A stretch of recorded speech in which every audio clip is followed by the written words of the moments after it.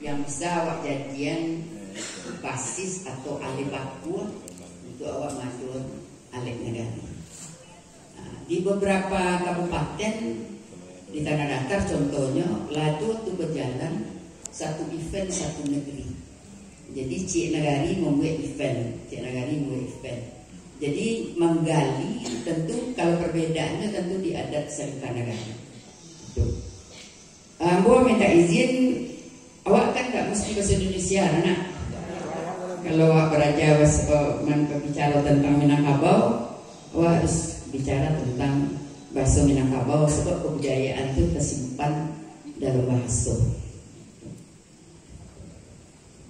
Sebagai pengantar, ikut Prajujo Pak karena Bali. Sebagai sebuah kawasan adat dan budaya, Minangkabau bukannya hanya sebatas daerah Sumatera Barat saja, tetapi semua daerah atau kawasan yang penduduknya menjalankan adat dan budaya Minangkabau.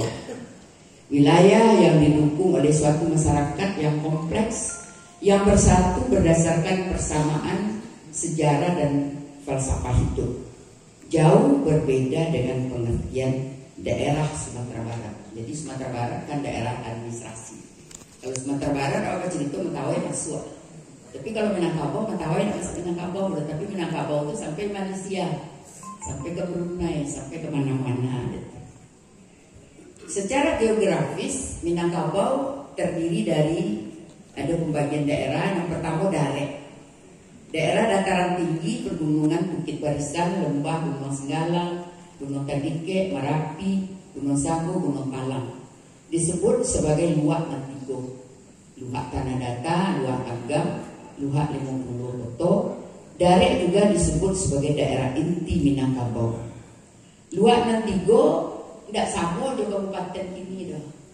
Jadi kalau kabupaten kini lebih ketek. Misalnya di 50 kota, soalnya Bang Kinang sampai Gama masuk.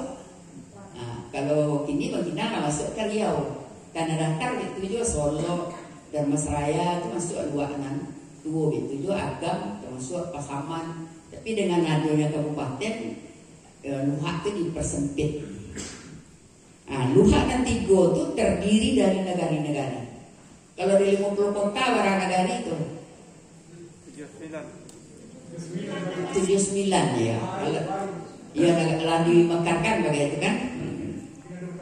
Ya. Itulah masing-masing Luhak itu ada negari. Jadi tidak sama jumlah. Apalagi kini dan sangat pemekarannya di pesisir. Itulah bisa lebih negari. Tapi kalau Luak Nantigo itu pemekarannya tidak begitu terlalu. Tanah Datar tidak pernah yang memekarkan. Itu contohnya. Nah kemudian rantau. Ini merupakan daerah perluasan dari Luhak. Terdiri dari yang pertama rantau Minangkabau Timur, yaitu daerah-daerah iliran sungai-sungai besar seperti Rokan, Siak, Tapuang, Tapuang kiri, Tapuang kanan ya, Kampar, Kampar kiri, Kampar kanan, Kuantan, Indragiri dan Batanghari. Kemudian rantau pesisir, yaitu daerah-daerah sepanjang pantai barat, Sikilang, Ayubangi, Tiku, Pariaman, Padang, Padas 10, Ayah Haji, Indopuro, Kerinci, Muko-Muko sampai ke Bengkulu. Kemudian ada daerah yang disebut dengan Ipodarek Kepala Rantau. Itu biasanya daerah perbatasan antara satu Luhak.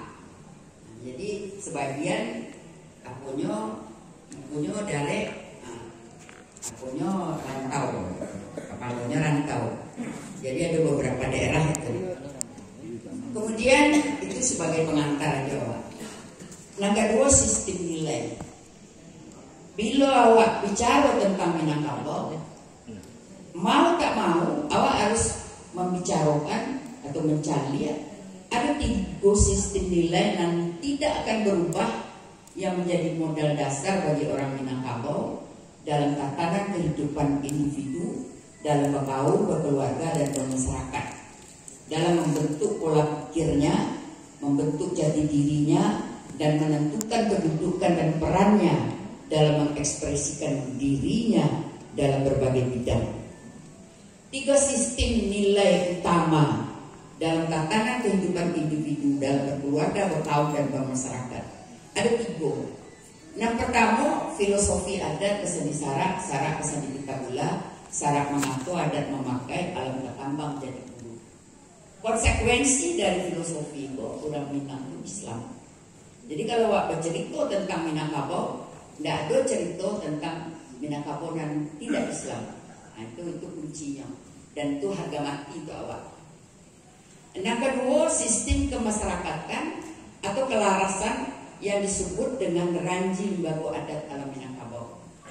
Jadi awak Minangkabau sebenarnya punya ketatanegaraan yang sangat luar biasa, dan itu Ambo pernah diundang tahun itu di Fakultas Hukum Universitas Indonesia, program studi tata negara, dan pembicaranya baru Nanti memang Profesor Doktor ahli tata negara. Sudah tuh Ambo undang, diminta bicara tentang tata negara Minangkabau. Dalam kosakata Minangkabau ada kata tata negara, ada dewa Ranji Lembaga. Jadi itu Ambo uraikan yang menarik kesimpulan dari Bapak Profesor itu. Sebenarnya saya orang Jawa, kecil itu persis. Tapi saya studi tentang Minangkabau. Sebenarnya tata negara Minangkabau itu 400 tahun lebih dahulu daripada tata negara Republik Indonesia. Itu pernyataan. Harusnya dipakai dua-dua, tidak Jawa saja.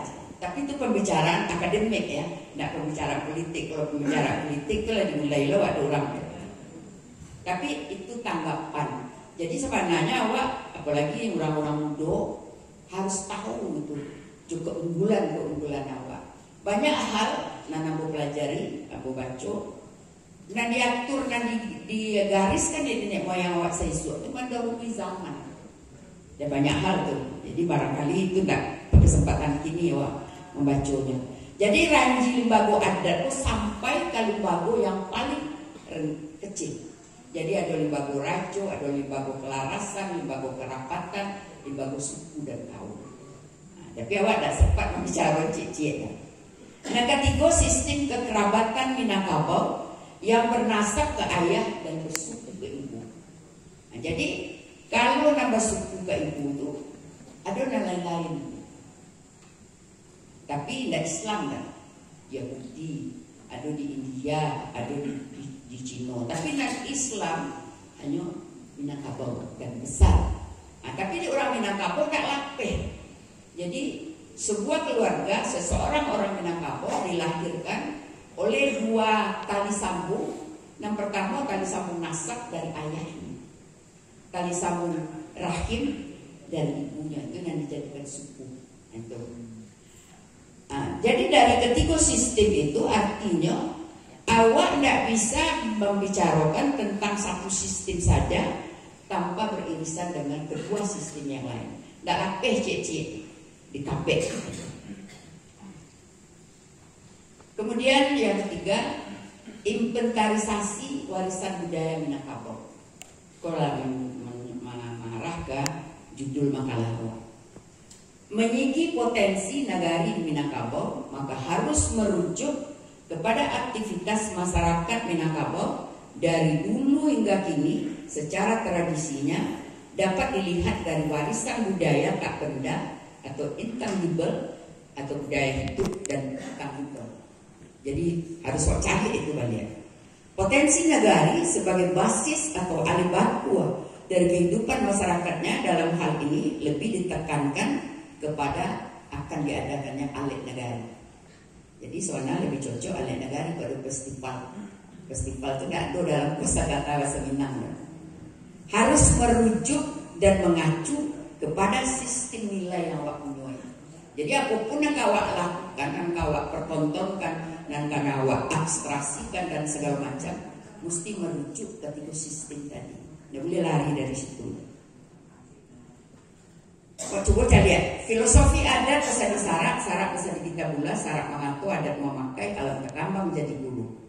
Itulah disepakati menjadi pedoman hidup, menjadi rujukan dan pilihan yang cerdas di orang Minang. Apapun yang dilakukan dalam kehidupan individu dan masyarakat Minangkabau tidak bertentangan dengan syarak atau Islam. Jadi apapun upacara, kesenian, pakaian, makanan, segala macam seluruh aspek kehidupan harus sesuai dengan apa yang menjadi syarak. Jadi adat memakai syarak Minangkabau. Jadi anak